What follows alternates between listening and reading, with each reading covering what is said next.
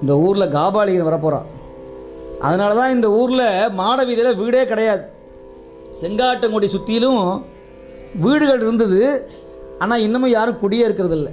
ஏன்னா இந்த சுவாமி வந்துட்டார்னு எல்லோரும் பயந்து ஓடினாங்களாம். இந்த காபாலிகர் வந்துட்டார்னு பார்த்து கையிலே மண்டையோடு தரித்திருந்து கையிலே கபாலம் ஏந்தி தோளிலே பருத்த சூலத்தை ஏந்தி கரும் சாந்து அணிந்து மயிர்கட்டை முடைந்து கண்ணெல்லாம் செருக சடைக்கோலத்தோடு ருத்ர மயானத்திலே ஆடக்கூடிய காபாலிகன் வீதியிலே வந்தாராம். சலங்கை அணிஞ்சிட்டு வந்தாராம். இந்த காட்சி இன்னக்குமும் தெரியும். சுவாமி வரும்போது எல்லாரும் பயப்படுவாங்க. அவ்வளோ நிசப்தமாக வருவார் சுவாமி. அந்த அந்த சூழ்நிலையை பார்த்தா தான் உணர முடியும். அந்த ருத்ர பசுபதியார் அப்படியே அந்த பல்லக்கில் வரும்போது அந்த வேகத்தோடு வருவார், அந்த கோபத்தோடு வருவார் சுவாமி.